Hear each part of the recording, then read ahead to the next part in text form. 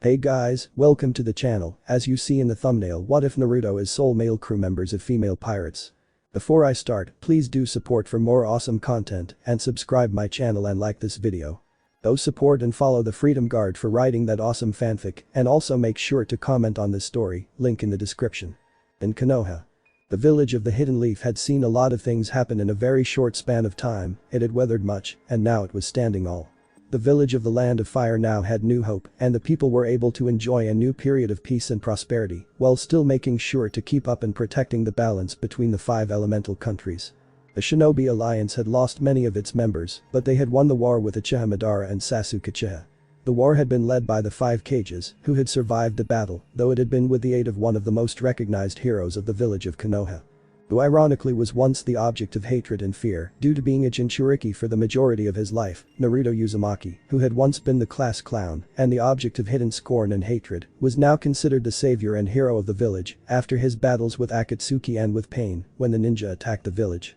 When he and the last of the Jinchuriki, Killer Bee, had fought together to face off with the leader of Akatsuki and to ensure the defeat of the man's plans, it was a battle of titanic proportions and had literally been a battle that shook the very foundations of the world. It was here that Naruto used the power bestowed on him by Sasuke's brother Itachi to defeat his former friend. It was enough to ensure that while he would survive, he would no longer be a threat to the world as his Sharingan, despite the implants of his brother's eyes by the maniac Uchiha head, was completely deactivated, rendering him blind to the world in every sense of the word. This had finally put an end to Madara's plans, and his eventual death at the hands of the 2 Jinchuriki had been assured. There had been some dark moments as both were pushed their absolute limits, and then some, but it was over and Madara finally died and was no longer a threat to the freedom of the world. After the battle, all 5 villages wanted Sasuke punished for his crimes, but Naruto decided to speak and not kill Sasuke, even though others disagreed. He reminded them that he had been the one to stop his former friend, and therefore it was up to him how he would be dealt with. Sasuke raged and insulted Naruto, calling him nothing more than scum, but Naruto was no longer easily goaded, and while still feeling a measure of friendship to Sasuke, he saw that the friend he once had was gone. But without the Sharingan and his ability to see, Naruto decided to exile Sasuke in a prison that would ensure that he would no longer be a threat to anyone, but he was to be provided humane treatment, food, water, and medicine, even if he refused. The former Uchiha spat at that, but even in his hatred, he knew that nothing would change things. His desire to use his hatred on the world was destroyed, and he now was in darkness forever. After that, Tsunade served as Hokage for 3 more years until she relinquished her position to Naruto. But before she left the position of Hokage, she decided to reveal Naruto's true heritage to the village. Upon hearing of Naruto's parentage and the real events surrounding the deaths of the 4th Hokage and his wife, the villagers who had before treated Naruto with hatred, resentment, and contempt found themselves horrified at how they had treated Naruto when he was a child and sought to ask for his forgiveness for their actions. The others who were his friends were surprised, even more so were the other Jonin apart from Kakashi, who had long since known of Naruto's true parentage. When he took the rank of Hokage at age 19, the youngest Konoha ninja on record to ever ascend that rank since his father Minato, Naruto assembled the villagers and began to point out those who had always looked down on him and forgave them, much to their shock. He then told them that after all he had been through, he understood how they felt now and why they resented him so much. But he showed that he still saw them as people he would protect, and he had never allowed the harshness and difficulty of his life to bring him down, and he did everything that he could manage to do to show that he was more than what he seemed to them. And now he had succeeded, though he admitted that even though he had achieved his lifelong dream and had brought peace to the lands, he was still a bit unsure about being Hokage, as he was not as gifted as the others before him, namely his father. He tearfully wished that his parents were here to see their son become Hokage, and that was enough to make people nod in agreement, and they supported him. He then asked that several people step forward when called. He called Kakashi, Iruka, Yamato, Tsunade, much to the Sanin's surprise, and Shizune. He told them that they were going to be the new members of the council as he trusted them all with his own life. This surprised many, including the ones in question, but they accepted it, even though Tsunade was not looking forward to looking at papers once more. Naruto however assured her that she was not going to be working alone this time around. Naruto vowed to do everything he can to make the will of fire burn for all, and the generations that were soon to come into this world. He then asked for the support of the people to achieve that goal together, and that was something that made every member of the village smile, along with those who Naruto considered as his lifelong friends. When he became Hokage, he was told that as the last descendant of the Uzumaki clan, he had a choice to rebuild the clan and give rise to it once more by those who were well versed in the laws of the land. The law stated that as a legitimate heir to a clan that was still alive after so many years, he had that choice to marry and help rebuild the clan from scratch. He consulted his new counselors on that suggestion, and they agreed that it had merit, but it was his decision to do so as the legitimate heir and Hokage of the village. He was a bit worried about it and decided to think it over carefully, as he wanted to make a good marriage and not one of mere law or convenience. He had no idea that he was going to be in for more than he bargained for, as the news of the situation filtered through Konoha itself and eventually the rest of the world. It was not long before he was greeted by a wave of letters from various women who wished to aid in the rebuilding of his clan. There were letters from ninja and civilians alike from the Land of Fire and also from other lands and nations as well. He was surprised to find several names from other lands that he recognized. One was from the Land of Demons, from head priestess Xian. There she reminded him that she still needed his help to give her powers to a new priestess. The other was from the Land of Snow Spring, as Koyuki was happy to see him grow up to be the man she hoped he would be, and now she wanted to see just how much he had grown up. The next was from the Land of Vegetables, as Haruna wanted to see how he had grown up as well, and she also wanted to thank him for all he had done to change her as a better person.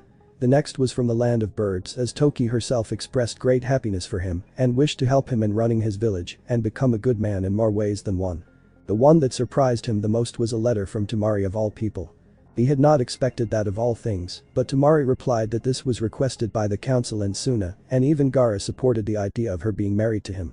Besides, Tamari had to admit that she had found him to be a good-looking man and a trustworthy one. Plus he was the only male that her two male siblings respected and approved of as a potential boyfriend, or in this case, husband. It was not just from other nations and lands that the letters came from, it was in the Land of Fire as well. He received a letter from Amaru, who had become one of the most recognized doctors and surgeons in the land. She wanted to thank him for all he had done for her in her darkest hour and to help heal him in any way that she could. There was also a letter from Hinata herself, asking if he would not mind if she was able to show the full extent of how she loved him for as long as she could remember. He was still trying to get used to all the attention and got the chance to talk with Sakura about it, as she could be able to help him figure out what to do with this kind of situation, and after some time. The Kunoichi told her blonde friend and Hokage that it would be better if he got to have some time with them all to see if he should accept them into the clan when it was time for him to start with rebuilding the clan he belonged to. He however decided to ask if she was willing to be among them. That had been a tense moment, as Naruto tried to explain that he loved Sakura for years and wished to at least know if there was a chance that she could love him back. To his surprise, she agreed, and after the women in question arrived, it was going to be a long series of days spent getting to know one another and developing levels of trust and respect between the women. Naruto himself did his best to try and learn as much from them as he could while developing bonds with them as well. It was not long, rather 4 to 10 months, before Naruto finally agreed to the idea of being the head of the reborn Uzumaki clan. It was one heck of a wedding, and Naruto wondered just how his parents and his godfather would react to this if they were still very much alive today. No doubt his godfather would have wanted him to spill the beans about the wedding night he was going to have, and his mother would warn him not to be too rough with the women in his life now, and she might wonder if he could handle being with this many females. He didn't even want to guess how his father would have taken it as well, but he had no doubt his father would have been laughing a bit at his expense somewhat. But all that was in the past now. Naruto served as Hokage for over 40 years and rose to be recognized as a Hokage with few equal, rivaling his father and even the other Hokage before him. In his reign, it was the one where, while there had been conflict between different ninja and civilian factions, there had been peace and prosperity, as well as cooperation and unity in the land. Despite already reaching the age of 59, Naruto still retained his young healthy look and vitality, and unlike the San and Tsunade, there was no age and body manipulation involved, as Naruto's Uzumaki heritage made itself known. As he was gifted by his clan with great levels of vitality and stamina, he was able to live for a much longer time than others and also have a level of health that was remarkable and give him energy and chakra that was beyond the norm, something that everyone was now aware of. However, the Kyuubi's now purified chakra added to that by giving him remarkable physical abilities and peak health, as well as healing rates. This made him nigh immortal in some cases, though he was still liable to die of old age or very fatal wounds. All this made him carry the title of the Immortal Orange Hokage, something that was not going to fade away, no matter what he said about it. Of course, for every benefit, there was a trade-off. Naruto had aged slower than the others in his family and his friends, so when they would pass on, he would still linger. This was something that was difficult on the blonde Sannin and Hokage for the many years that he reigned, though he always kept his mind sharp and lived life with every fiber of his being, so he had no regrets being in this life. His clan had grown, he had a large number of children and grandchildren, and was now one of the most recognized clans in the rebuilt village of Konoha, something that sent in a good measure of pride in the Hokage. And when the time came, he finally decided to pass on the title of Hokage to his one apprentice, who had proven himself to be a great man and a great warrior of the village, and he knew that his apprentice's grandfather, father, and uncle would be proud. As for him, the time had come to pass the torch on to the next generation, or in his case, the new generation to come. It was high time that another would rise to take the rank of Kage, as he knew that his time had come, since despite his still youthful appearance, he was already reaching retirement age, and it would be wrong for him to take all the glory for himself. He was not that kind of person to do such things or think in such fashions. In the Hokage Tower. Konohamaru looked at Naruto as the Hokage handed him the symbolic hat that denoted the rank of Kage. The now Jonin-ranked grandson of Hiruzen Sarutobi looked at the hat and then to his former teacher with sad eyes. "Are you sure about this, boss? Why are you asking me that question? You've wanted to be Hokage yourself, right? And you've worked hard to be the right man for the job, Konohamaru. But still, you're the immortal Orange Hokage boss, there's no way I can ever surpass you." Naruto sternly replied.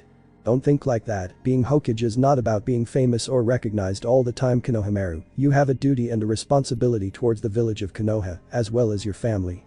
Keep that in the will of fire in your mind always. Besides, it's your time to make your own legacy." The Jonin looked at the man he had admired since the day they met and learned the important lesson of working hard to achieve one's dream. He smiled and took the hat and replied. "I accept the position of Hokage, Hokage-sama." Naruto smirked and replied. "Good, and it's about time to use that title." It was then that another figure came who Naruto easily recognized even with the looks of old age on him. Ibisu was still the same as before, but had served well as a special trainer for many promising ninja in the village like before. Naruto knew that to be true as a number of his children had been Ibisu's students after all. The Jonin spoke then to Naruto with great respect in his voice as he did so. "I will do my best to help Konohamaru-san to achieve his dream and make a legacy he can be proud of, Hokage-sama. I have no doubt that you will. Now then, we have much to prepare, but for now, I need to take some time alone for myself." Naruto headed to the new Uzumaki estate. The place was deserted for today, as his family had been very busy on their daily routines in the village, as well as their duties abroad, and all of them were now bunking down for the night. He made his way to the graveyard there and looked at the gravestones. He felt some sadness as he looked at them all. They had the names of the women he had been married to as they had now passed on into the afterlife. This was one of the reasons why he had some desire to pass on the mantle of leadership. He was hardly a coward, but he wanted to take some time for himself. He had done so much, and he had so many memories that he wanted to take a break from them all, just for a bit. As he looked at each gravestone, he gently recalled all of the memories he had with the women he had fallen in love with and married. He looked at Sakura's gravestone, Tamari's gravestone, and then Hinata's, then Amaru's, Shion's own gravestone, Koyuki's, Toki's and Haruna's. As he looked at them, he touched each stone gently, running his hands on their names and remembering all the good times and bad times, as well as the pleasurable times. Each woman brought a facet of happiness in his life, and it was something that he was going to remember well and keep close to him at all times. Raising his children had been a good thing for him and them as well, and while there were ups and downs in those times, he would never trade those moments for all the Ryo in the world. Many of his children would up as ninjas of great skill, though others took the role of daimyo and priests as well as doctors. This made the Uzumaki clan become famous once more and in some ways. Some considered that to be almost as capable as the famed Senju clan of the past, though they were also gifted in their sealing jutsu, as Naruto inherited from his mother's sealed records and those of his father's. He inherited his father's signature kunai and had a pair of swords specially made for him by Koyuki's order and had a coat similar to his old one made as well. And he had no doubt that his clan's new generation was going to make their marks in their world soon. He wished them all the best for what they were going to do in the future. He did so by passing the Toad summoning contract to his eldest son Minato, who was his firstborn son with Sakura, and also to Ryu, who was his firstborn son with Hinata. He had no doubt that both his eldest sons, who he would also make as the new dual clan heads of their family, would be good leaders. It was then that he felt something stir in the wind, and he quickly turned and drew out a kunai and found himself facing someone who he didn't recognize, as there were shadows hiding his or her appearance from sight. "Who are you?" "So you are the immortal Orange Hokage, the head of the newly rebuilt Uzumaki clan." Naruto's eyes narrowed as he looked at the being and replied once more. "I don't know who you are, but unless you start talking, I am going to assume you are a threat and I am going to deal with you right now." The figure chuckled and replied. "Now that is hardly the way to speak to one of your own, young man, though I have to admit, you so resemble your mother in nature and attitude, I should not be surprised." Naruto's anger stopped cold as he looked at the figure. It was then that he noted some sort of glow around the figure, who then revealed himself or rather herself. The figure was of a woman who seemed to have a regal bearing and wore an elaborate but battle-ready kimono and had to seal tags on her hair. She was beautiful and carried herself with a regal and powerful bearing as well. She also radiated the aura of a ninja like him, though hers was far different yet familiar at the very same time. He quickly recognized her well enough, after all, his mother Kushina had talked about her and even showed her an image of the woman in question. Why, you're Mito Uzumaki, the first Jinchuriki of the Kyuubi. Mito smiled and finished for the flabbergasted blonde Hokage.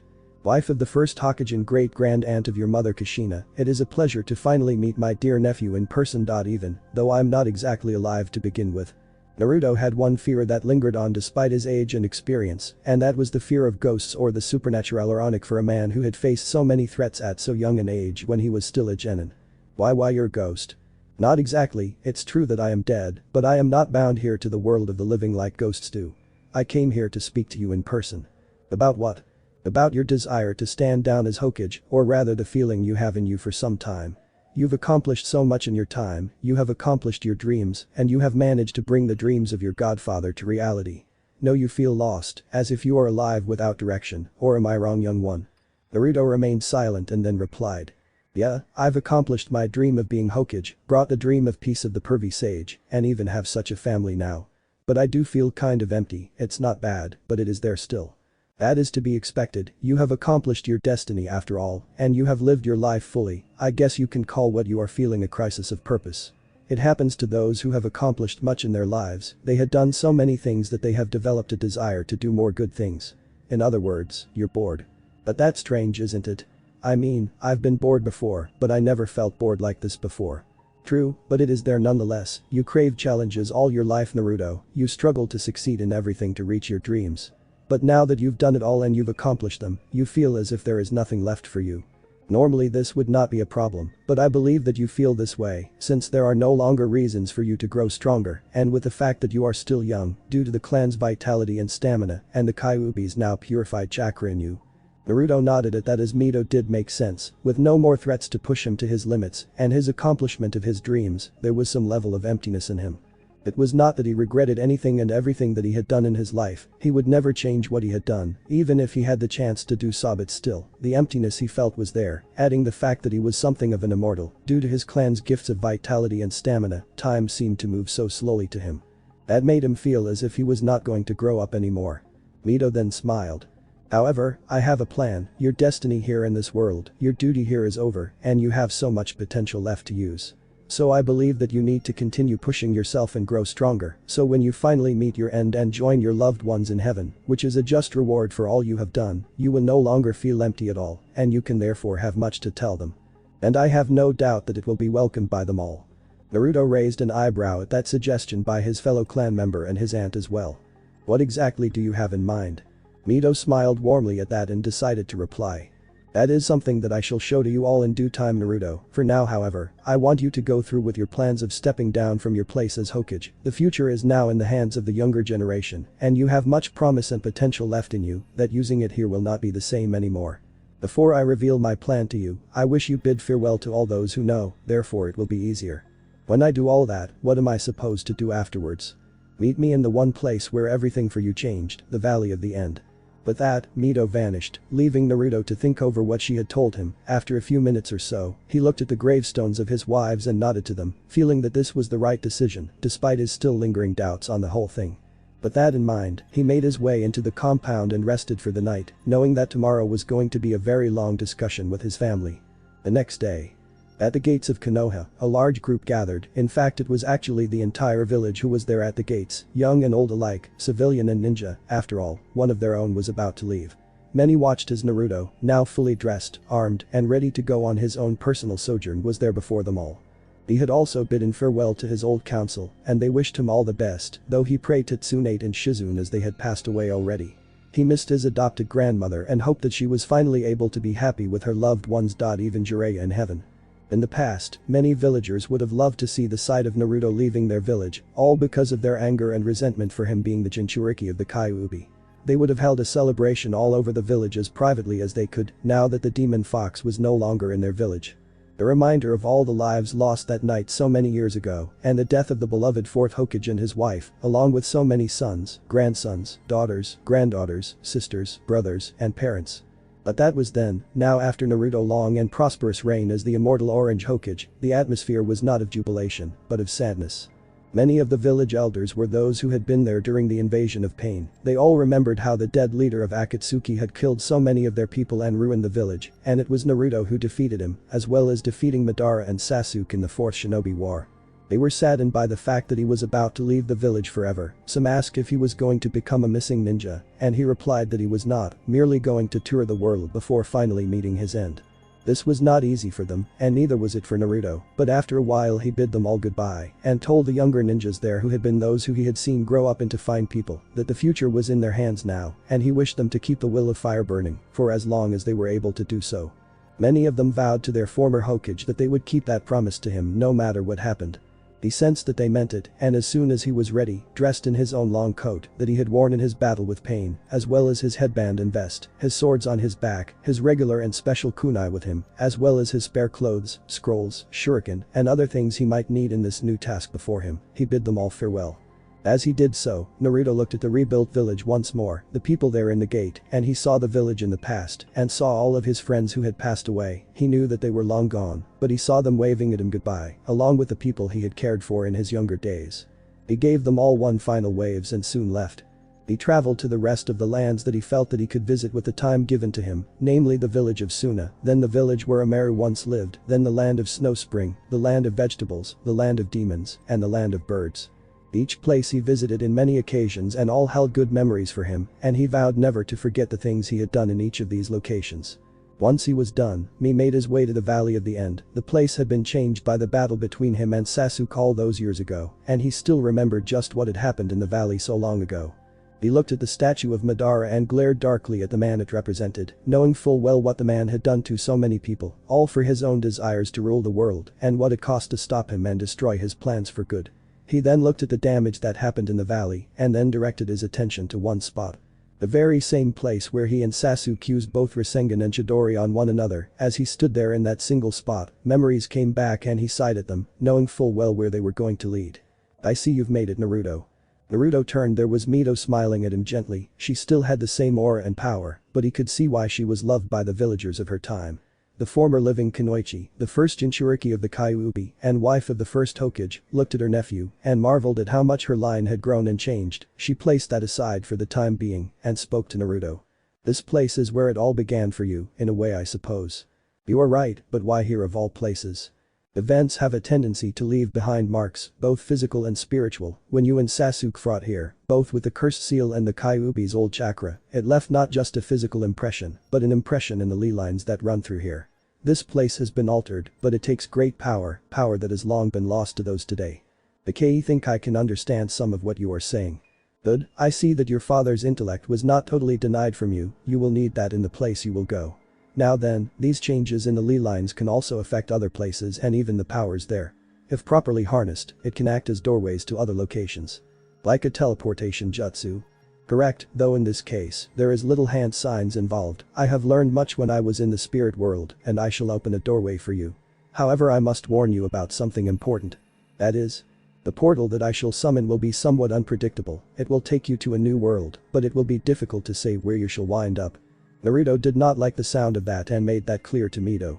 "That's not very reassuring. I could wind up in a volcano or a monster's stomach for all I know." The Kunoichi smiled a bit at him and replied patiently. "You have no need to worry. I will ensure that the portal will remain stable and take you to a safe place in that world. Know that it will be a different and odd journey where you must go, and there is no telling what you will encounter and the kind of people you shall meet there, but I have no doubt in you that you shall be able to make the most of it. You already have accomplished much in this world we all come from, and now you will travel to another world to make your way there." "Okay, I understand, but what happens to me while I am there in the new world? Am I going to change into something or someone else?" "No, you will be as you are, and while you live in that new world, you will be the same as you were here in this world of ours. When the time comes for you to move on into heaven, you will be guided there by me personally, and I have no doubt that when you meet your friends and family, you will much to tell them." Naruto smiled at the thought, but then realized something. "Okay then, but what happens to those I leave behind in the world I will live in when I die?" Mito thought about that and replied as she was able to find the answer. They shall come with you when you pass on, and they as well, when that occurs, they will join you in the afterlife. That is to be fair to them all, as you will forge bonds with them, so it would be wrong for you to sever those bonds even in death, for it is your ability to forge bonds and change people that made you who you are. Naruto smiled a bit at that as he thought over the idea of being in a new world, seeing new things, meeting new people, fighting in new battles, and those thoughts warmed him in a way that made him feel even more alive than ever before. This was the kind of thing that he wanted, to see new places, to face new challenges, and to help others.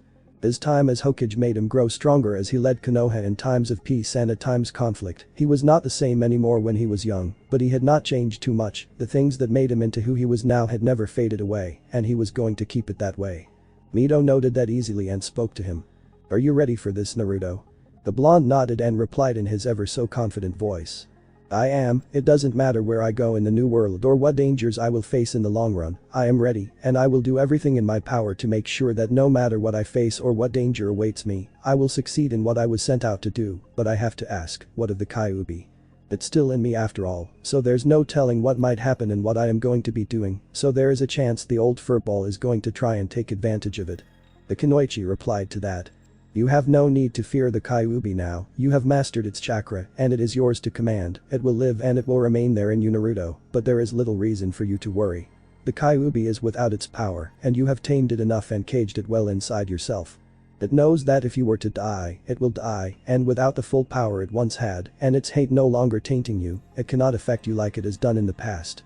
That was a good news to the blonde, as he was not in the mood to have the demon loose in the world once more doing Kami knows what to the people who lived in it, and he was certainly not in the mood for the Kyuubi to be doing who knows what in the new world that he was soon going to be in. Besides, he had his doubts that the new world knows anything about the Kyuubi itself, and despite the fact he did have some dislike in having the Kyuubi in him, he had grown used to it already, and the purified chakra was going to come in handy in the long run.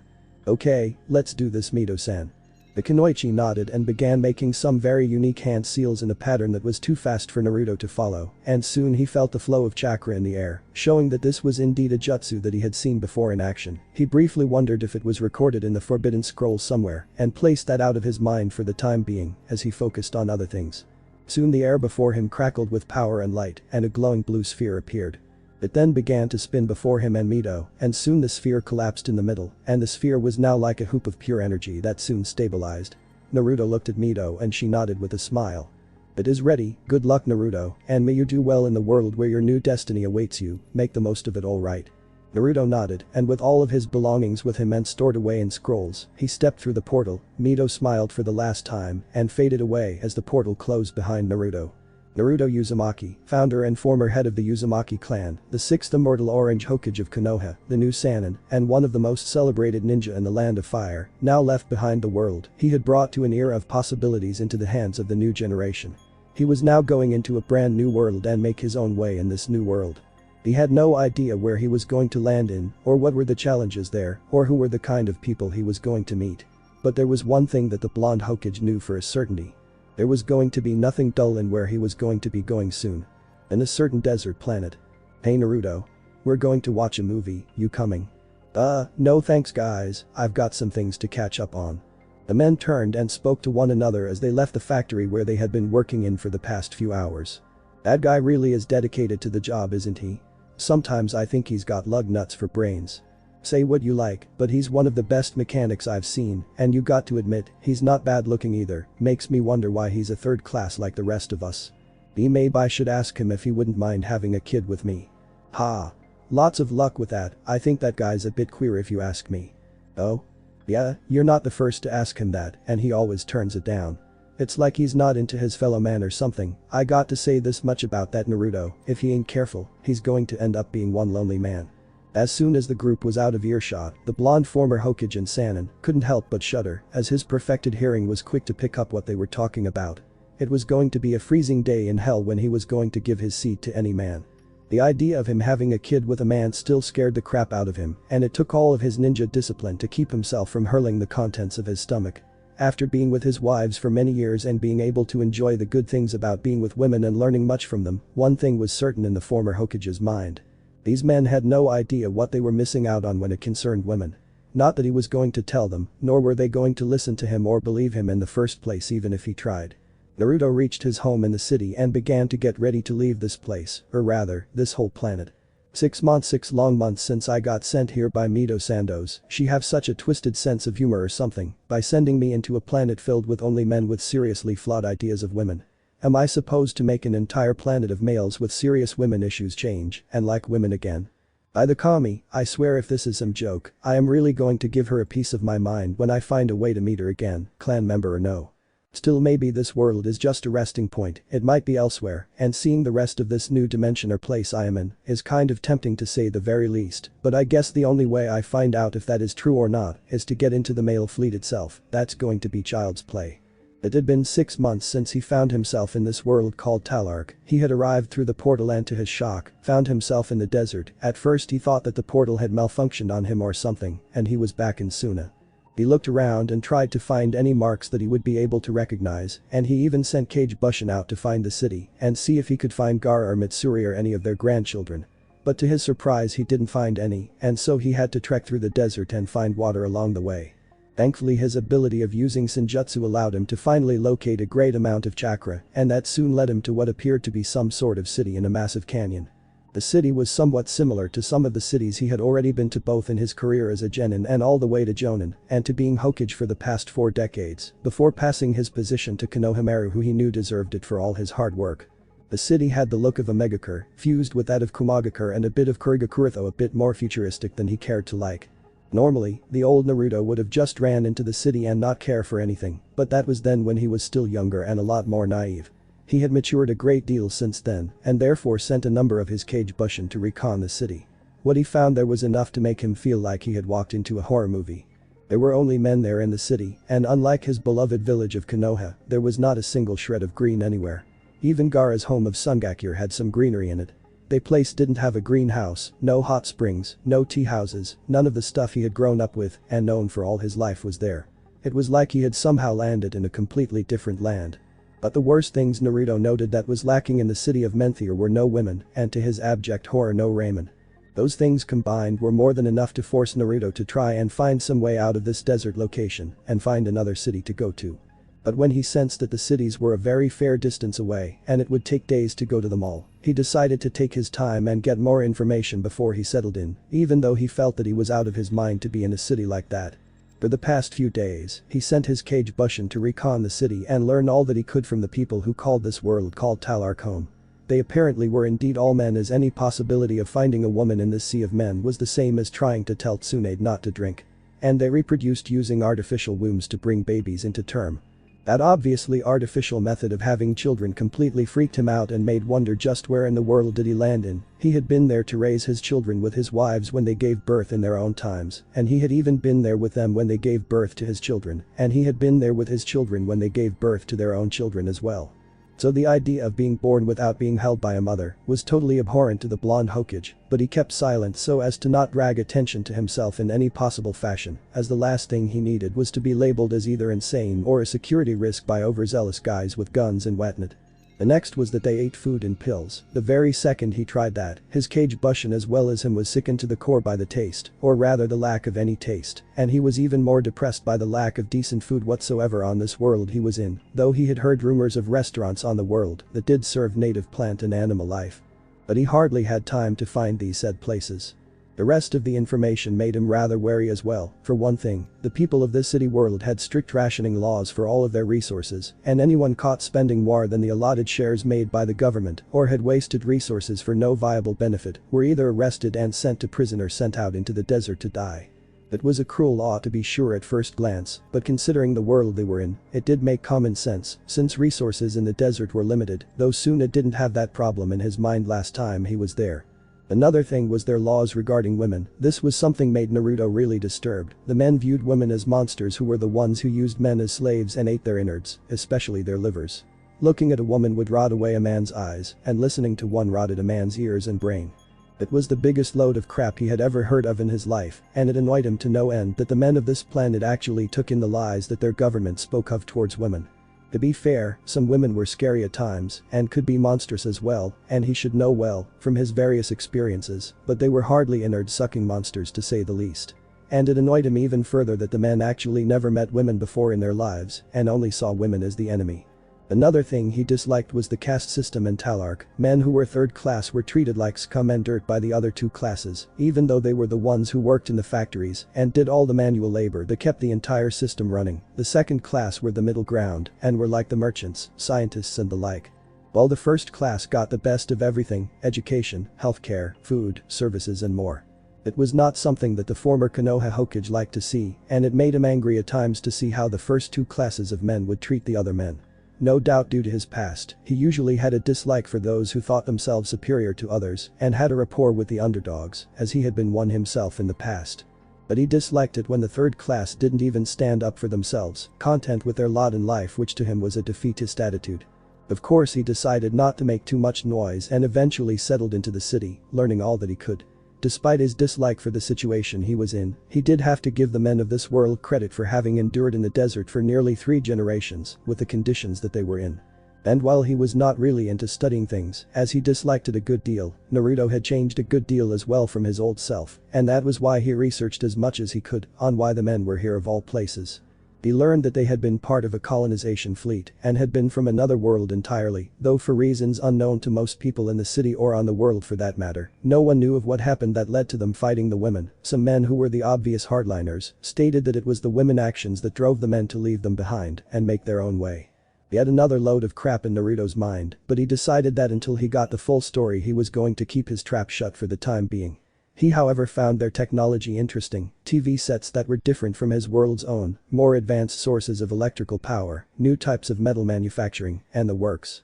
Ships that flew in the sky than in the ocean were not too new to the former Hokage, but ships that went into space was another thing entire. The very second he was able to get into space on a routine repair job as a mechanic in the third class, he was awed by the sight of the stars, the darkness of space, the colors of everything.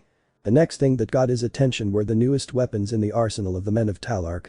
They were the vanguards themselves, the giant human-shaped war machines that the men prided on making for their war with the women in the future, when they would one day take the battle with them in space. They resembled the dolls that were used in Suna in the sense that they were manipulated by people, but instead of being controlled either real string or strings of chakra, they were actually ridden by people into battle through controls and power plants that provided them the power to actually move.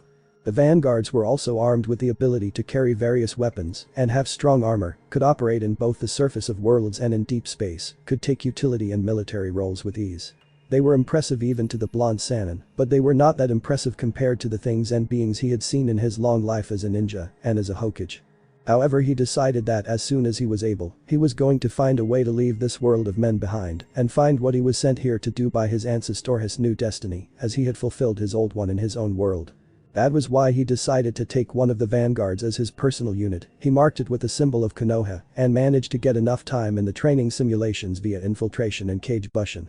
There had been some close calls as the security systems in the planet were all new to him, and it took some serious work to figure out how to beat them. Once he was able to get the time needed to learn how to operate the vanguards properly and use them in both travel and in combat, he worked out how he was going to leave this world and find out just what sort of destiny was awaiting him here in this world. The sooner I get off this world, then all the better. Naruto however wished that the leaders of the male planet would at least get it into their heads that they should work on how to improve their world and their civilization instead of focusing on war. While their factories and the like were remarkably efficient, the way they focused on war was very much a mistake in his mind. But he doubted that he would get any approval from the men, so why bother with the whole thing?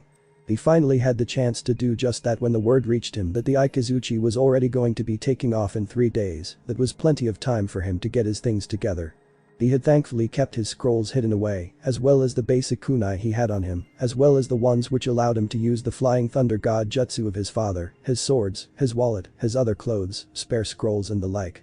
The Ikazuchi was supposed to be part of a Talark response fleet to deal with the attacks of female pirates from Megier, the homeworld of the woman, and Naruto wagered a guess that it was a planet filled only with females, the way Talark was filled only with men. If his pervy sage of a godfather was with him, Jiraiya would be thinking he was in heaven if he got the chance to go there, and no doubt any other man would kill to be alone in a planet full of females. He had to admit that his perverted side was eager for that chance as well.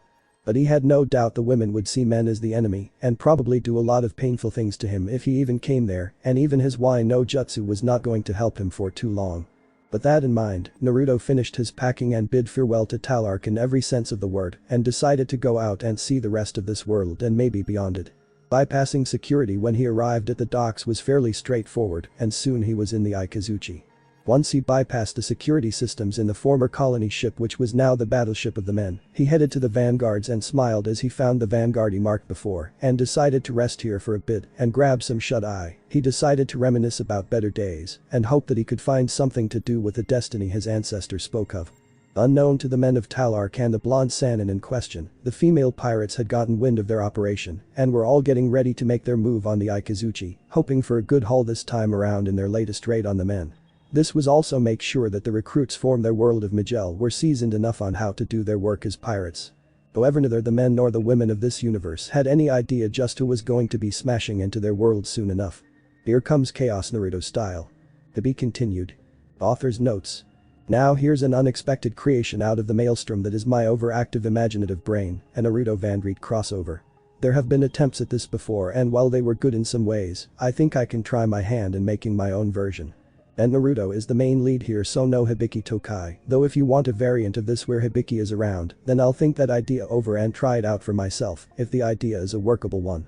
Mind you, this is merely the prologue, so it's not going to be updated all that much, so I hope that you all don't expect me to be in this for the rest of the day.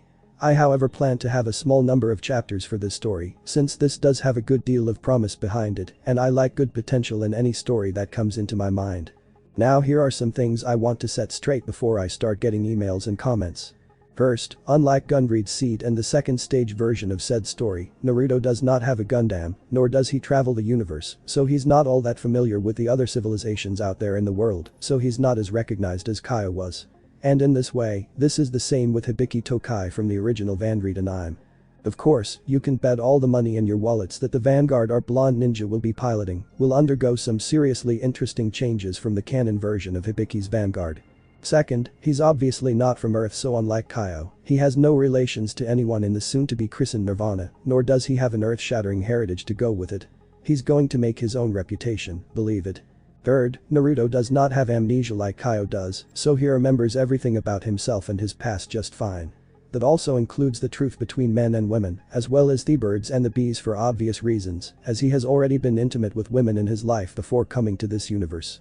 That coupled with Naruto's inner pervert, which we all know has grown since his time with his godfather Jiraiya, his outspoken personality and bluntness is going to be a shocker for just about everyone on the all-female crew, that much is certain, but he's not going to be all bad, they might learn a lot from him since he's been around the block.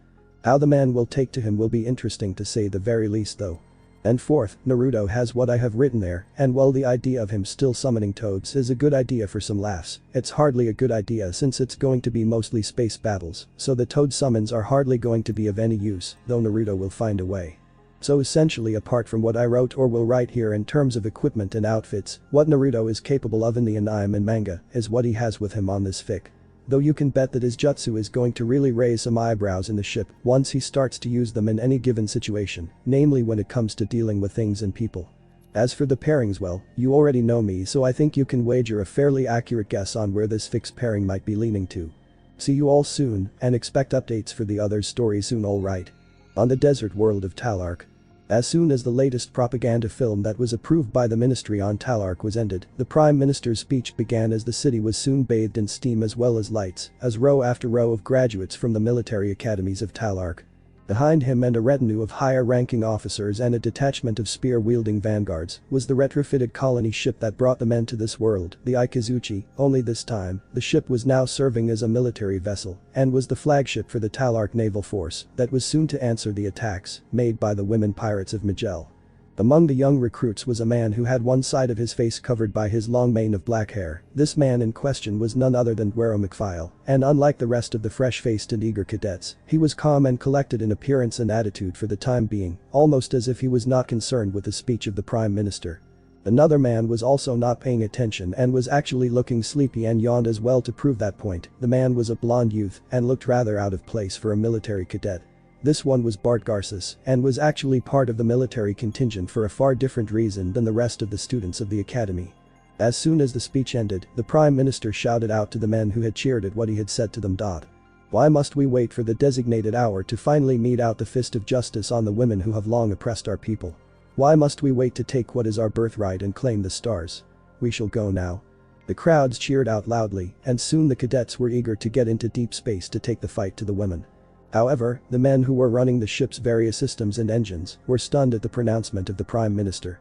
However, they had no time to complain as their senior officers barked out orders to get the ship ready for the early launch. They were soon loaded with the cadets and the command staff of the Prime Minister, and as soon as the ship was on lockdown, the engines roared to life. As the ship's massive thrusters were firing up to push the ship out of the gravitational well, a man who was tilling the harsh Talark landscape with a hoe in what was an obvious attempt to actually grow things on the world. He looked up and smiled a bit and knew that on board there was someone who was going to help change the future of the world he lived on. To what end was still unknown to him, but one thing was certain, it was going to be interesting. In the large room.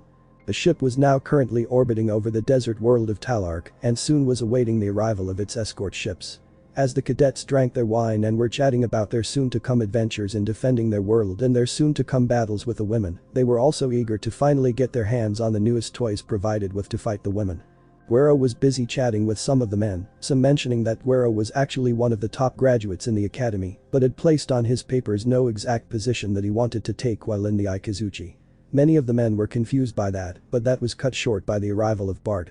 The man peddled a box of pills that were different from the usual bunch, and when he left to talk to the others, the men were curious as to who he was. Once his identity was revealed by one of the others, they sighed a bit and made a number of comments on the matter, though Guerrero remained silent on the whole affair.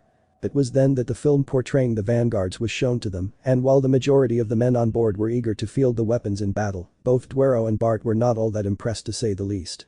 As the film came to an end, the back of the room where the Prime Minister was speaking parted to reveal a number of the vanguards that were to serve as the examples for the men and were combat worthy as well. Unfortunately for the men, one such vanguard was marked by a certain symbol and was not alone, as the one who marked it was sleeping nearby, though this time he was fully awake. Naruto was quickly roused from slumber when he suddenly felt the entire room move and lights were coming on. He wondered just what was going on, and when he realized that the room was being lifted up, he knew that something was wrong. Normally the blonde was hard to wake up even with an alarm clock. The only thing that would prevent him from getting to sleep was when something troubled him to the point that sleeping only made the problem worse. When there was nothing in that level, he was like a dead person to the world. However, his wives did find that there were two ways to wake him up. One was to say that he had a mission to do and he would be up, and the other one, the one that they all knew worked the best, since it had no need for them strain their vocal cords in waking up their mutual husband, was to say ramen for breakfast into his ear. The latter was undeniably more effective than the former, which was why they took to cooking ramen for him, and he loved them even more for that, and that was a mutual win situation for all involved. However, Naruto had developed the habit of waking up on his own power when something was happened around him that was not normal. And this rising room was not normal in his mind. He looked about and quickly got his gear stored away and readied himself just as the wall before him parted, and he found himself looking at a large number of male graduates and one irate prime minister who was shouting out orders. "Oh, you have got to be kidding me." Naruto looked at crowd before him. He had hoped that he was going to be able to find a way to get his vanguard tucked away at a later date and eventually get himself out of the Ikazuchi. Now it seemed that it was not going to happen the way he hoped it would be. However, this was hardly something that he had to worry about as he got himself ready for the soon-to-come fight. He might however have to find another way to get his new toy out of the hands of its soon-to-be former owners. But to do that, he had to escape first, though he had no doubt that the guards before him were not going to make that part of his plan easy in any case. Look. It's one of the third-class citizens. How did one of them get into the Ikazuchi? Guerrero was not convinced that the man before them was a member of the third class as he looked at the blonde, despite having the identification card that was used by the third class around his neck. For one thing, there was no way that any third-class citizen wore clothes like this man did. He wore what appeared to be some sort of uniform in black and orange, with several areas near the forearms, upper arms, calves, and thighs, showing what appeared to be armor plating underneath. The blonde male also had a headband made from black cloth, and there was a metal plate there that had a strange symbol etched into the metal itself. The man also wore a vest that was made of green leather, and to the man's sharp eye, had metallic plating underneath the cloth, which meant that it was some form of armor, and had a number of pockets as well, and he also had a sleeveless overcoat which was red with black flames on it as well. The clothes looked to be high quality, so there was no way that this man was a third-class citizen by any range, as they had no way to afford such clothes and armor. The man was also not one would expect from those in the third class. He was in the bloom of health and appeared to be around mid to late 20s, something that was odd for the third class, as they only had basic healthcare and supplies to go with it. He had deep blue eyes, a well-defined face which was given a more exotic look by the three whisker-like marks on his cheeks and blonde hair, which was spiky on the top as well. All in all, the man was actually very good looking as well. If the three guards thought they were going to have an easy time with the third-class trash, they found they were dead wrong. The first guard tried to strike hard with a blow to the side. Naruto quickly evaded the attack and lashed out with a strong kick that sent the guard down to his knees. Naruto then leaped onto his back and flipped backwards to avoid a strike to his back from the other guard. While mid-flip he grabbed the guard's shoulder and quickly pushed himself into air at high speed. He ducked quickly as the third guard tried to attack, only to miss and have Naruto turn and introduce his left knee into his stomach. The blonde Sannin and former Hokage turned and lashed out with a hard punch that hit the second guard right in the jaw, sending him out cold, while landing a spinning reverse heel kick on the third guard to send him to Lala Land and striking with a chop to the back of the head on the first guard that tried to hit him while sidestepping the first guard's attack. Naruto turned and spotted 6 more guards armed with clubs and spears this time around. The blonde frowned briefly but then grinned as he reached behind him and pulled out what turned to be a sword of some sort from his back. Naruto had a pair of special sheaths made to hold his swords. They were made from special wood that had chakra to hold the swords in place, no matter what happened, and keep them sharp. The only way for the swords to be removed was when he held it, as the weapons were attuned to his chakra. The 2 swords were ninjato and were very useful to him in his career ever since rising to the rank of Hokage, and were the ones made for him by his wife Koyuki as her wedding present to him. They were made to be light but very strong, and could have chakra channel through them as well, and they had seen Naruto through many battles. One sword was on his back and the other was on his weights, though at a diagonal angle, and both swords were hidden by his long coat, yet were within easy reach. Goro looked on in surprise as the weapon was a straight single-edged sword that was at least 2.5 feet long and appeared to be a well-made weapon, and very well kept too, with a small pentagon-like hilt guard there, along with a 2-handed grip handle. That told him even more that there was no way this blonde was a third-class citizen. The money given to the third class was only enough to make them survive with a bare minimum of support and medical care. There was no way any third-class citizen could save enough with their wages for a weapon, even if it was an inferior one, and this weapon looked too well kept and maintained. The first guard stopped a bit as Naruto held his sword in a one-handed grip, but he charged in. The blonde dodged his wild attacks with his club, then blocked the next one with the back of his sword, and slammed a punch into the guard's stomach with his free hand, and then cutting the man's weapons into nothing but useless handles, he turns and evades the spear strikes of 2 men. He then manages to cut the first spear in half at the middle and deflects the next spear, while leaped over both men and striking the 2 men in the back of their legs with the flat side of his sword and strikes both of them in the back of the head with chops from his free hand, sending both guards to unconsciousness. Naruto then took out his other sword, adopting a dual-wielding style that he had learned from his old friend and fellow Jinchuriki Killer Bee. As the others attacked en masse, Naruto quickly began to move through the battle, blocking incoming stabs and swings by both clubs and spears, while lashing out with kicks, slashes and stabs to force the enemy away while dancing away from attacks that he could not block with his swords because they were occupied. He then leaped over them and then released both swords from his hands and began unleashing a flurry of punches, coupled with high speed and powered kicks, to stun the guards, and he quickly got both swords as they spun back down and cut the guards' weapons once more as the guards fell down to the ground. Naruto looked and spotted several more guards coming, only this time, they were armed with assault rifles. Naruto quickly realized that now was not a good time to be fighting guys with guns, and he quickly placed his swords away. They locked into place, and he smiled as the guards came and were about to fire at him. He then threw down a paper ball which exploded into a massive cloud of smoke, surprising the guards as they rushed in to track down the man. However, as soon as the smoke cleared and everything was back to full view, the guards and the cadets were surprised to find out that the blonde man was gone. The guards looked everywhere, even behind Grandpa's statue, and they found nothing at all. There was no sign of the man who had just devastated a number of the guards of the Ikazuchi, with seemingly no effort. The men were confused as to where the man had gone until they heard a voice above them. "Up here." Everyone looked up, and to their surprise and disbelief, the third-class citizen was there standing upside down on the roof. "What the? How did he get all the way up there?" Naruto grinned at them, and to their amazement, he began running to the other side of the room while still on the roof. The guards, armed with assault rifles, aimed and fired several rounds at the man, unleashing the sounds of gunfire into the area, but the bullets missed the man as he continued to move at a speed that was not possible for someone who was upside down on a roof a good 20 to 50 feet in the air. The blonde then leaped off the roof and then turned in mid-drop to throw something at the guards. All the men heard were several sharp sounds of metal hitting metal, and the guards looked to see the barrels of their guns hit by some sort of weapon.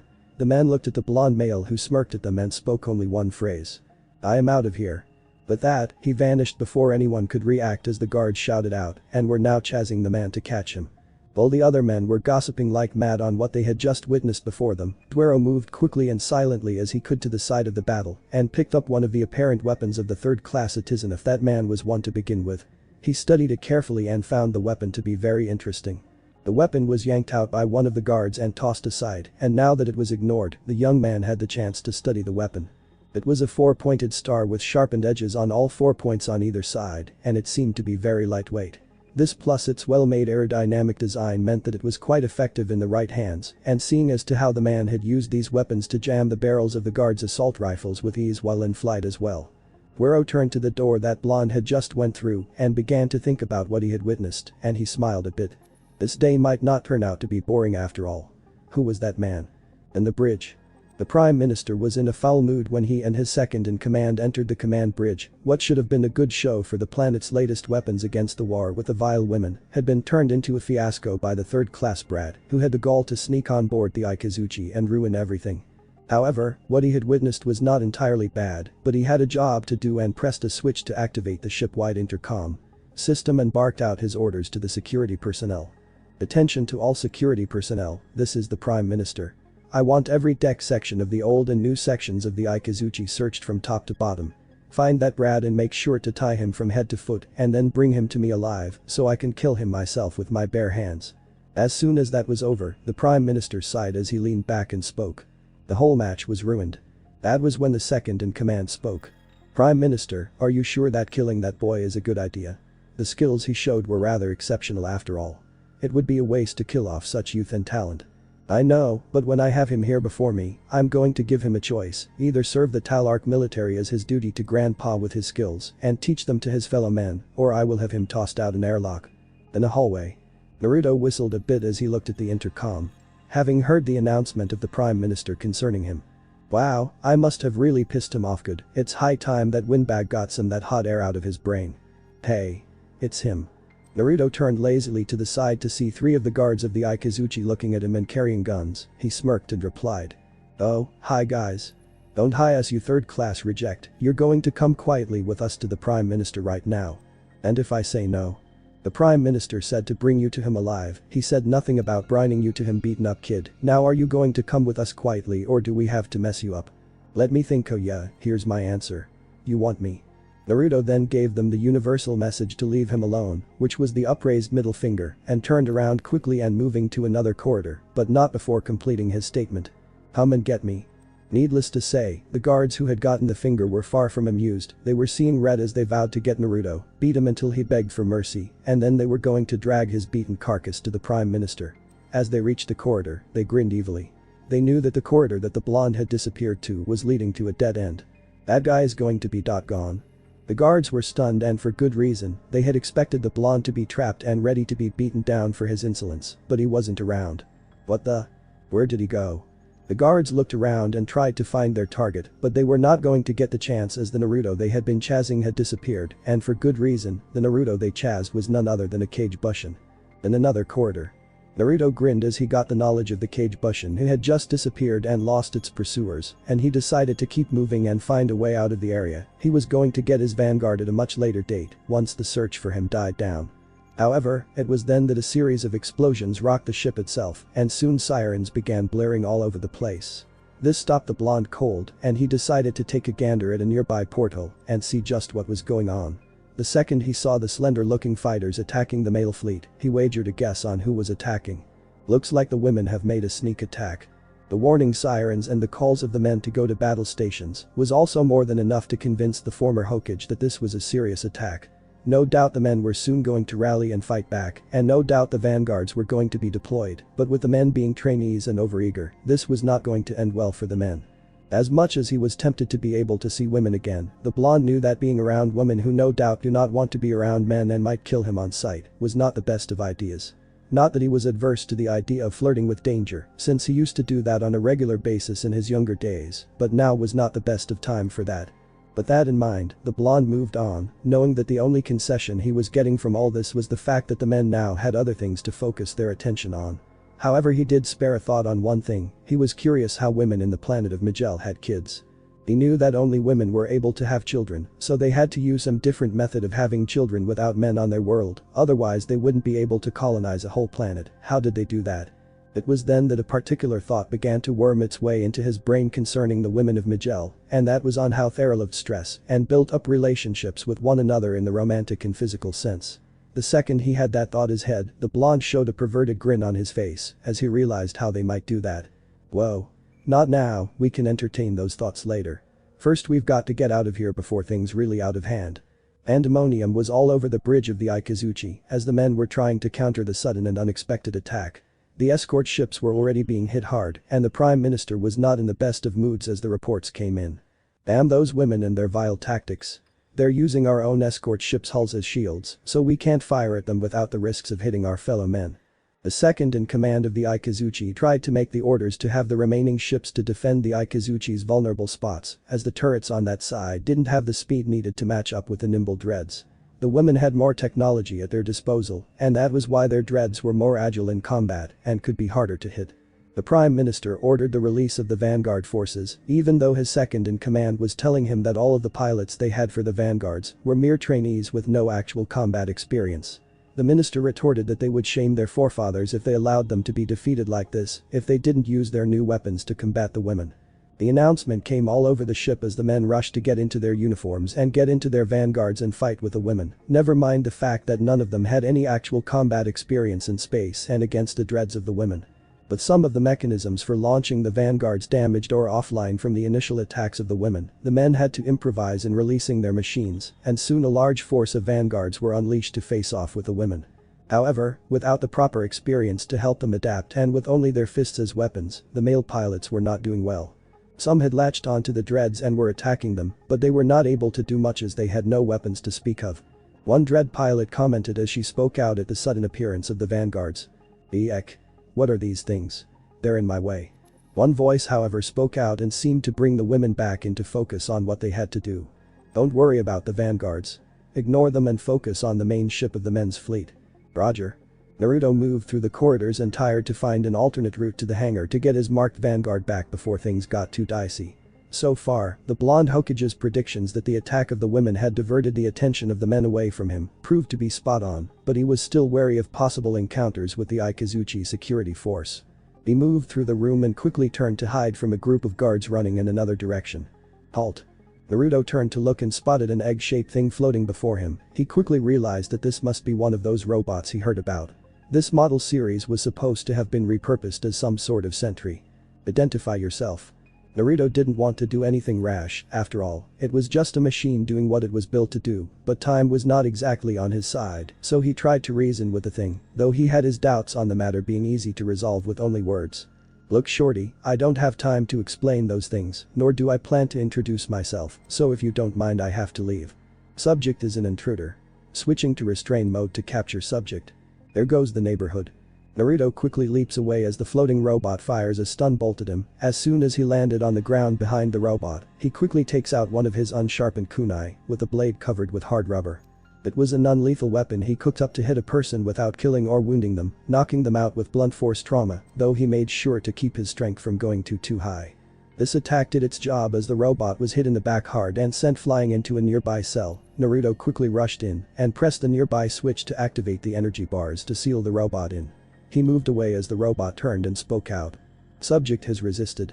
Stronger voltage offered. ZZZZZTTTTT. Boom. Another hit struck the ship and made the ship move to the other side. Naruto managed to hold himself quickly as he used his chakra to anchor his feet to the floor, but the robot didn't have that as it was slammed hard into the cage and was now being shocked. The blonde recovered quickly enough, but when he saw the robot squealing in electronic cries of pain, he couldn't find it in himself to abandon the robot, even if it was just a machine. He quickly hit the switch and the bars went dead. He looked at the downed machine and decided to take it along. The machine could be useful, and maybe he might finally get to try those programs he had managed to rustle up and modify for himself. He was no tech-savvy nut like some of the men who worked in the information centers he had infiltrated more than once while on Talark, but he got by, and besides, the robot might be good company, though he rather preferred living companions to mechanical ones. The space battle was still very much in full swing, and soon the dreads were able to make their way into the Ikazuchi, blasting through the hull and diving into several openings made by their weapons. The men quickly sealed up the atmosphere and soon restored gravity into the ship to fight the women. The women came out of their dreads and were dressed spacesuits and wore masks designed to look like monsters, no doubt to capitalize on the propaganda portrayal of women by the men.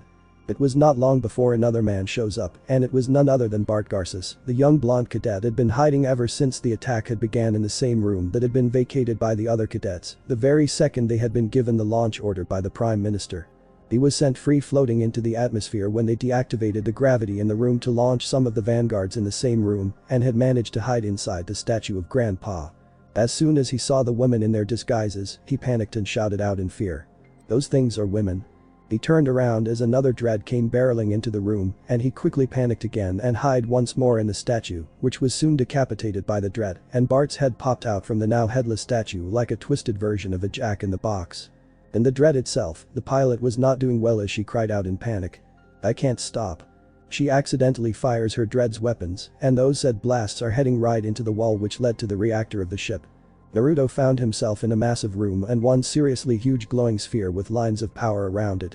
He decided to keep moving as he knew that this was going to be his best chance of finding that marked vanguard and getting out of this ship, as the continuing sounds of fighting was not a good sign in his mind.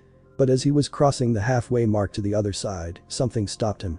It felt like a voice of some sort trying to reach him, and for a moment, the blonde Sannin wondered if he was hearing things or a ghost was nearby. He looked about, and then wondered why it seemed that the voice was actually coming from the massive sphere before him. Okay, this is just plain creepy. That thing is supposed to be a power supply or something, it's not like the things I've seen back home. But just as Naruto was about to chalk it up as a figment of his imagination, his danger senses kicked into overdrive and he turned to see the walls glow, signs of an explosion, and the blonde tried to move away from the coming explosion, but it was too late as he was knocked aside. Meanwhile, the ship was soon rocked by another set of explosions, but this was not due to another attack by the women this time around. The Prime Minister had just activated the explosive separation charges. The Prime Minister decided to separate the new section of the Ikazuchi from the old section to keep the new section of the Ikazuchi from falling into the hands of the pirates. The second in command tried to reason with the man, but it was too late as the switch had been activated. The sight of the old section being separated from the new had a dismaying effect on the young cadets who were still in the old section. However, Dwero was not too badly bothered by what he was seeing, as he knew that for all their talk of bravery and honor, the leaders were the real cowards and liars. In the reactor room. It was not what I was expecting. Naruto felt his body begin to respond to his brain as he decided to move his hands a bit as he realized that something was on top of him. The very second Naruto reached out with his hand to move away what was on top of him, he touched something that was soft, warm, and squishy. The blonde briefly wondered just what he touched, but the second he touched a bit more and moved his hand, as well as hearing the moan that followed, he recognized it. "I'm touching a woman's. This better not be a dream, or I swear I am going to really pissed off." Naruto opened his eyes and saw a being on top of him with a weird monster-like mask, but he knew that it was a woman on top of him, not some monster. Most men of Talark would have been frightened by what they would see, but not the blonde. He had seen far worse disguises in his day, and truth be told, the women's use of masks and bodysuits to hide their appearance and fool the men into being afraid of their supposed monster visage was fairly normal. He quickly, however, moved away and managed to rein in his mind's sudden burst of happiness and perverted ideas. He didn't blame his body's reaction at all, and for good reason, as it had been hard being on a world of men for 6 months. Of course, his previous experiences with girls, namely his wife Sakura when they were younger, told him that getting frisky with a woman without her express permission was an open invitation for a serious slap or a serious beating, neither of which was promising to the blonde Sannin, as he was now looking at the disguised female. The Miguel Dread pilot, one Dita Liebly by name, was utterly happy and eager to look at the actual alien before her. She quickly removed her helmet as well as get her tiara free from the lower part of her suit and soon spoke to the blonde and blue-eyed male before her. Wow. A real live alien. Naruto on the other hand was admiring the now revealed girl. Being deprived of female companionship in every sense of the word for 6 long months made him very eager to devour just about every detail he could see on this woman. Deep blood red hair all the way to her legs and with 2 lush tails on the sides of her head, heart-shaped face, nice lips, and blue eyes. Damn, she's very cute. As for Dita, she marveled as she looked at Naruto. She had heard the stories her fellow women said about men. They said that they were ugly, inferior and all that. But she was not really caring for those stories. Dita was a very open-minded girl, and she wanted to meet men as she saw them as aliens. And this alien before her was very interesting. His eyes were deep blue, deep and slightly glowing somewhat, but they were not terrifying to the Redeed. In fact, those slightly glowing blue eyes were cool looking in her mind. It made her even more intrigued by her first alien contact. She also noted the odd whisker-like marks on his face. There were 3 of them on either cheek. They didn't look bad to her, they just added to the overall picture of a very interesting alien in her mind. She decided to try and establish first contact by moving her hand in a few gestures. Naruto wondered just what the cute Redeed was trying and decided to amuse her by repeating the exact action she was taking and see what the results of his reply to her gestures was going to be. Once he did that, the Redeed smiled even more and became livelier than ever. It worked. I did it. I made first contact. Naruto had no idea what she was going on about, but he decided that he needed to get going. There was no telling if and when the other women from Majel were coming, and while this girl before him was not one of the man-hating kind. He knew better than to stick around for one if not all of the women who were the man-hating kind would find him, since he had no idea what they might do to him when they caught him. With that in mind, he decided to get up and get moving. He checked his person to see if everything was there, and when he was sure that everything was there and he then picked up the robot, he turned and smirked a bit at the Redeed. As much as I'd like to entertain you, I have to get going, and I am not an alien, I'm as human as you are, just a bit different than most. Naruto got ready and moved away, hoping to get enough distance between him and the girl, which was not going to be too hard, even though he kept his speed normal, as he sensed no immediate danger around him just yet. Ida, however, was not keen on losing sight of her first alien contact and shouted out as she tried to loosen herself free of her suit to reveal herself wearing a tank top, short-length boots, a long-sleeved short jacket and miniskirt. Wait. I want to take a picture. Unknown to either of them, the reactor known as the Pexus was glowing as if sensing the 2 of them. Meanwhile, the men were not in the best of moods as they were all being herded away, as they had been forced to surrender to the women who had finally secured the ship. They were soon being herded to the Ikazuchi's escape pods, along with them was a certain Talark first-class graduate.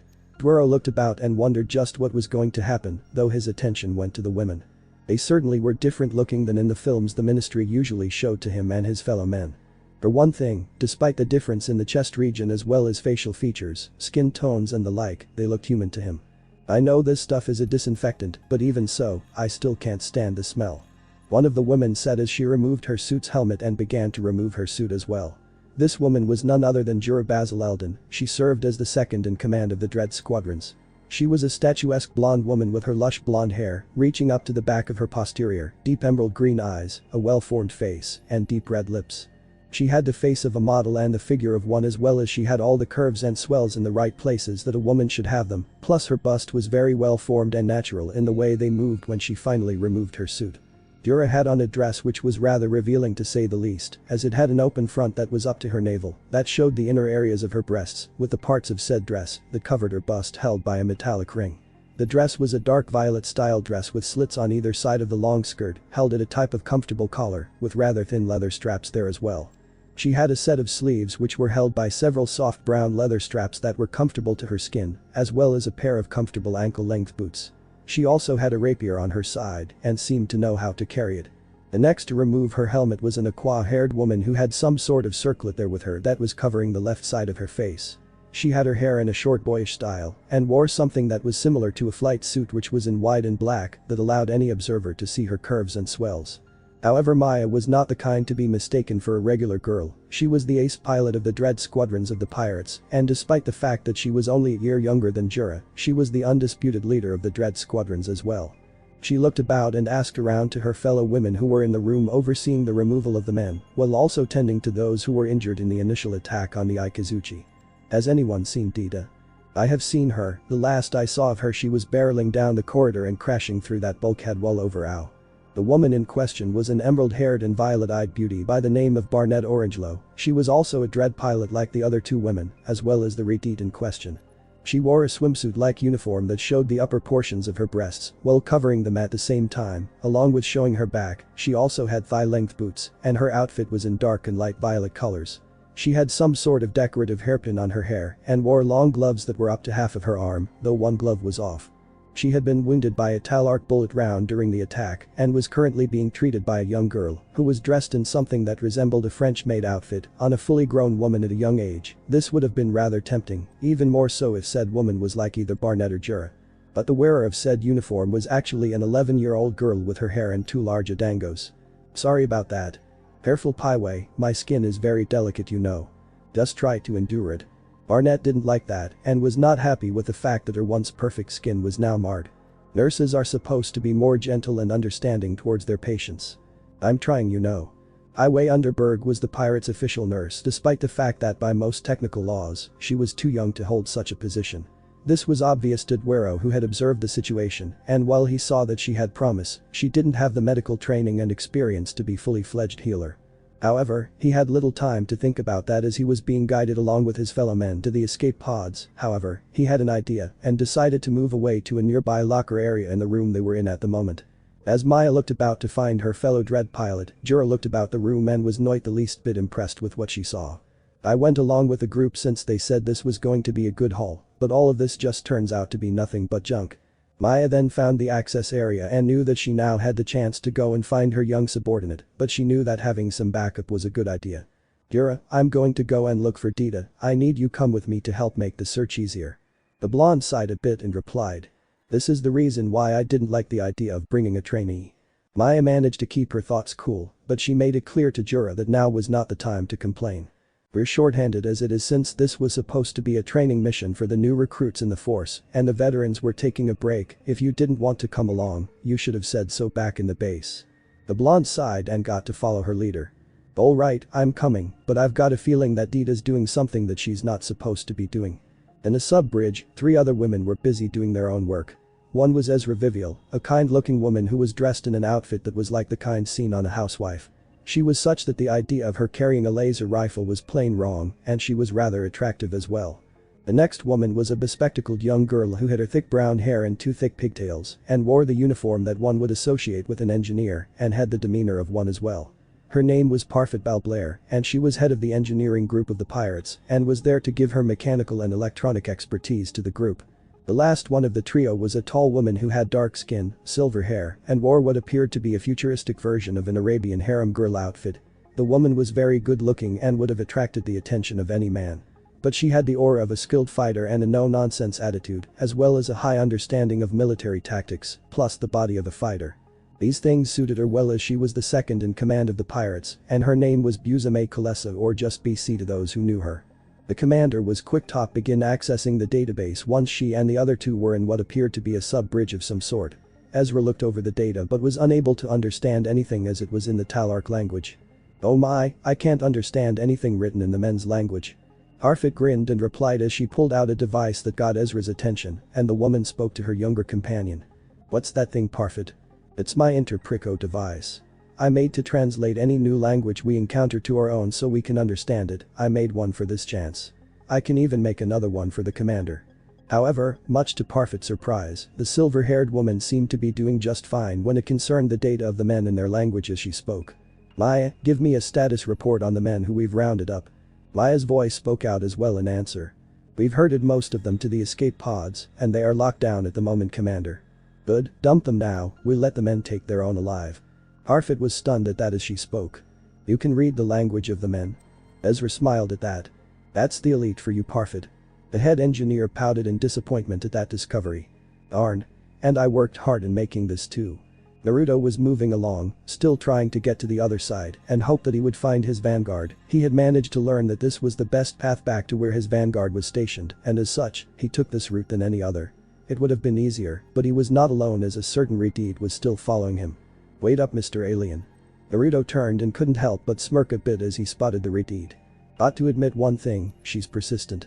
Don't you have anything better to do, places to go, or something with what's your name anyhow? My name is Dita. Dita Liebly. Can't we at least have a little chat first? Naruto smiled as he looked at the young woman who was still following him and replied. Now isn't the right time for that sort of thing, Dita, I've got to go. Please. Despite the fact she was still a few ways from him, Naruto could tell that she was giving him the sad puppy dog eyes bit, and it was tempting to him to give in to the idea, but his practical side told him otherwise. Besides that, there was another side of him which was telling to do something other than chatting with the cute Redeed. Hold it together. Just my luck. Six months away from women and now my randy self wants to do that in the middle of a ship and spacemen. I really need to keep my focus. Meanwhile on the ship of the men. The Prime Minister was in a very dark mood as he looked at the image of the old Ikazuchi section, which was soon being approached by the pirate vessel. The chance to bring glory and honor to the men of his world and to himself was ruined by those vile females. and now it seemed that they were going to pillage the Ikazuchi's old section. That fact made his blood boil even more as he was listening in on the incoming reports of the pods being released. The Prime Minister ignored the words of the second in command on trying to find a peaceful solution to this mess and gave the order to unleash another of their super weapons. Ready the Muramus torpedoes, target the old section. What? Are you seriously considering destroying the old section, Minister? I would rather have it destroyed by my hands than let those filthy women desecrate it even more. Guero finally managed to mend the last bandage on the arm of his last female patient, who was none other than Barnett herself, as he made sure that she was not going to have a mark at all when the wound healed. The young man had earlier broken away to retrieve a coat from one of the lockers there. His actions had nearly gotten him in trouble with one of the women armed with a laser rifle. But he mentioned that he was a doctor, and he wasn't lying as he was highly qualified in the Talark medical course in the academy. This had allowed him to stay and help the women, though he had no doubt that the women were not too happy with a man healing them. This had allowed him to study them even more, and his last patient was the last he had to study. Interesting. Barnett did not like that as she spoke out. What? Why are you staring at me like that? Do you find something interesting about me?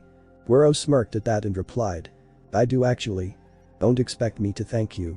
I think it's my time to leave. Iware recorded the whole thing and spoke as she looked at Guero.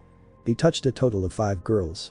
However, things got to be rather interesting as the ship was suddenly rocking about.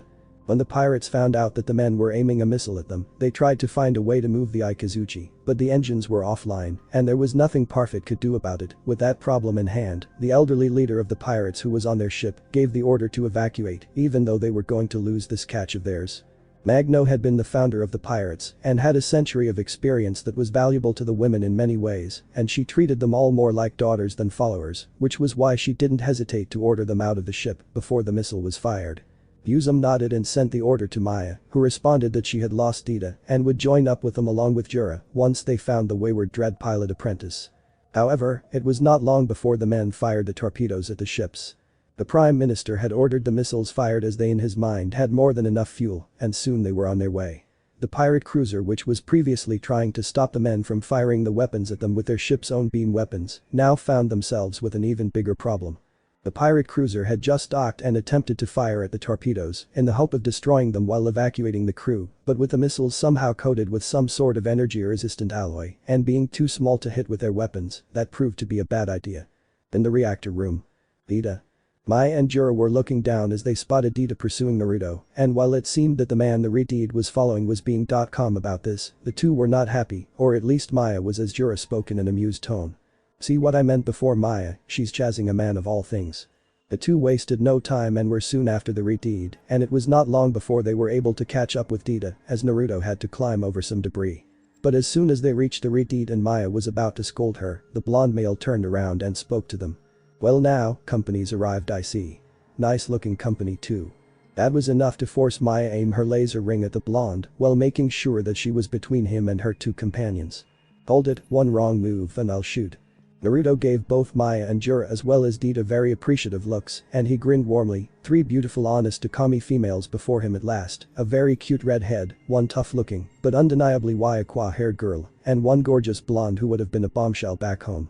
If all 3 of them were to walk in Konoha, he would have no doubt that every man, young and old, civilian or ninja, would have been trying everything to get to know them, and it was not just for the sake of talking to them either.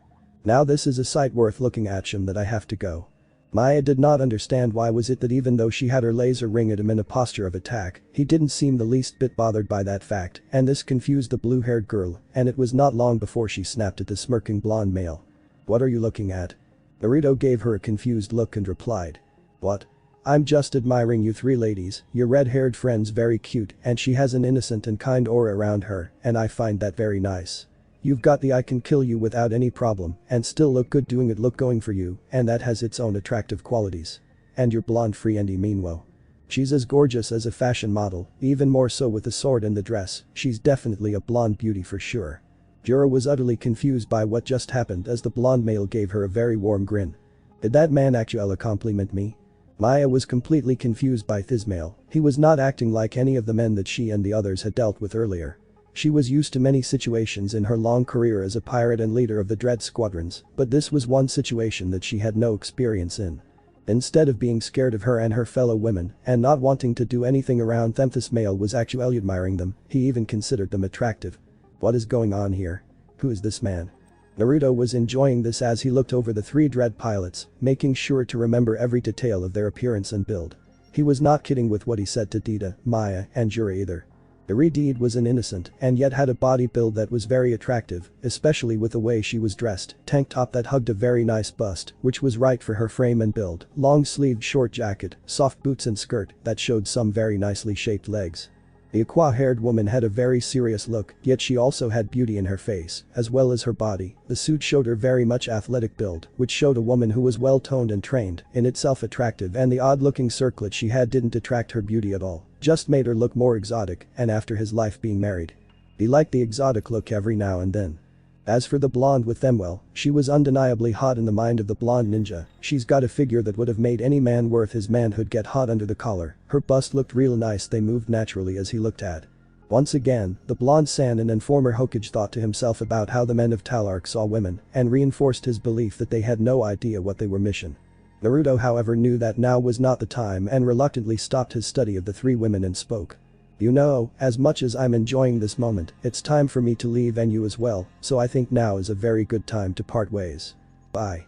But that Naruto turned around and left, leaving the three dread pilots alone. Dita however, was not planning to let Naruto leave just like that as she moved to follow the blonde male. Mr. Alien, wait up. I still need to chat with you. However, she was stopped by Maya who managed to recover from the rather odd meeting with the blonde male and realized that he had a point. There's no time. We have to leave now.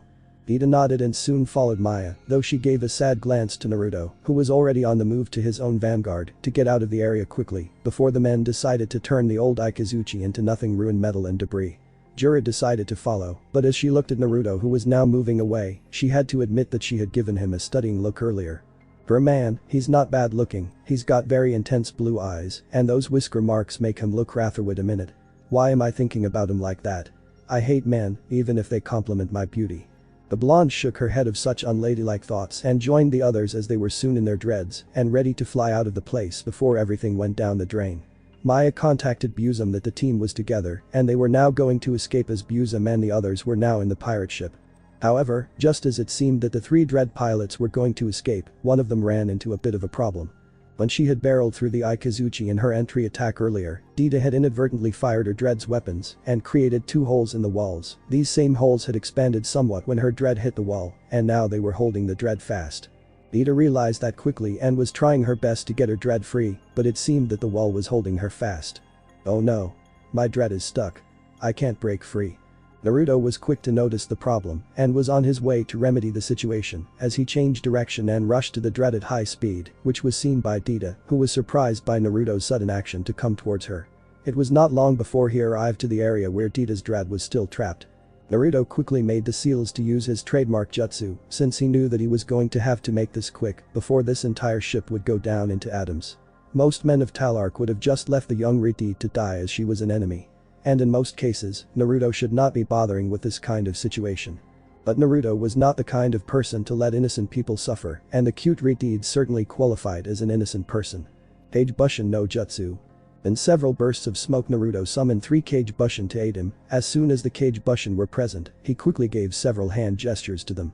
They nodded as they all took out one of their swords, and the 4 ninjas summoned the wind elemental chakra into the swords, making them glow deep blue in a moment. Naruto smiled as the energy was enough, and both he and a Kage Bushin were near one of the front sections of the dread, then a pair of them moved to the other side of Dita's dread, and then all 4 of them cut into the metal. The wind element chakra enhanced blades cut through the metal with ease as Naruto's control over his chakra had improved considerably since his rise in the ranks. As he and his Kage Bushin were finished cutting the metal, they quickly kicked away the sliced off metal, effectively freeing the dread and the young girl. The 2 other Kage Bushin joined the original and their companion, and they placed their sword back in their sheath. The 3 Kage Bushin then disappeared in clouds of smoke, and that left the original Naruto to give the Riti a warm smile as he spoke. Okay, you're free to go. Dita was utterly wide-eyed at the show of power that the alien had shown before her. He had made copies of himself and somehow made his sword and those of his other copies to glow and cut through metal. She smiled happily and knew that she had really found herself a really cool alien, and a kind-hearted one too. She spoke out through the dread's communicators to Naruto. Wow. That was so cool. You're a really nice alien. Naruto sighed and nodded as he moved away, happy that he had freed the young innocent Riteed from harm. Now he headed to his vanguard and get moving out of the Ikazuchi. His danger senses were already telling him to vacate the area, and he trusted his danger senses a great deal. As soon as he got into the vanguard, he began to power up the systems, and soon the machine was at full power. He grabbed the controls and began to move the vanguard out of its reclining position. Both Jura and Maya had not been close enough to see Naruto free Tita's dread, so they were in the dark about the powers that Naruto had just shown to their much younger comrade. They were very happy that their comrade was free, and soon they were all going out of the Ikazuchi as best they could, just as Naruto's marked vanguard was now on its feet and joining them in escaping. However, they were few moments too late as the missiles were now too close for them to get out in time, and the same could be said for the pirates. In the pirate cruiser. Missile impact in 25 seconds. We can't avoid a direct hit. Magno spoke to that. Hit or miss, it's our destiny. In the reactor however, the Pexas suddenly glowed brightly and soon flashed out in a blast of pure light. This was not lost to Naruto as he suddenly sensed the energy coming from the Pexas as it hit his chakra senses, alerting the blonde that something was happening. What the heck? It was then that the missiles hit hard, just as the Pexas unleashed a wave of energy all over the ship itself internally. Boom. In the bridge of the new section. Minister. Scans indicate that we're losing mass, the Ikazuchi and the Miguel ship signatures are nowhere to be found. I hope you pirates enjoy the embrace of death and the taste of defeat. Inside a sea of pure glowing blue-green light, Naruto wondered just what was happening, but he looked to see that he was not alone as a massive figure that looked like a machine appeared before him. What is that? He then felt like he was falling and turned to see that he was not alone, as there was the egg-shaped robot with him and the three women as well, all of them crying out as they all fell. Naruto on the other hand, felt something else entirely as Dita cried out towards Naruto. Mr. Alien. Inside of the blonde Hokage Sanin however, another voice spoke out. This is odd, it's been some time now, but I feel something calling out. To be continued. Author's notes. Well, this wraps up the first chapter of this Naruto Vandreed, and it's not too bad. I hope for the first of a handful of chapters that I will add to this before I dive back to G.I. Joe Halo, as its newest chapters are already in production, as well as Naruto Dragon Champion. With that said, I hope that this will be enough to get things rolling. If there is anything wrong with the story, feel free to tell me and I'll locate the problem and fix that at a later date. Now as you can see, Naruto is not Hibiki, so he's a lot different than the original lead in the Vandreed anime, so expect things to be rather different from what you happen to be used to in the first anime.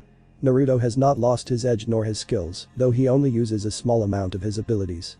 I do plan to have him use the majority of what he has learned and used in both the anime and the manga, as well as some choice elements from the games that can be used in the story. This way you can bet that Naruto has indeed grown in strength and ability, though he will still be something of a goofball and naturally a pervert. As you might have read, he's not shy about saying what he thinks and feels, he's more vocal than even Hibiki, and can back up his words with action when the need for such action is called for, but he's still a mature person as he will know when he has to be serious and focused. And his encounter with the three Dread pilots is a lot different from Hibiki's meeting with the three Dread pilots, so you can bet that his interactions with them will be rather different. The reactions of Jura and Maya are merely the beginning as soon as Naruto gets to join the crew, and you can bet that when he reveals a fraction of his abilities, the women are going to quickly find out that he is not the same as the men they know who are from Talark. And when he reveals his perverted side, which he is not afraid to show, obviously a trait he inherits from you-know-who, things are going to get hectic. As for his Y-jutsu, I think I can find a use for that soon enough.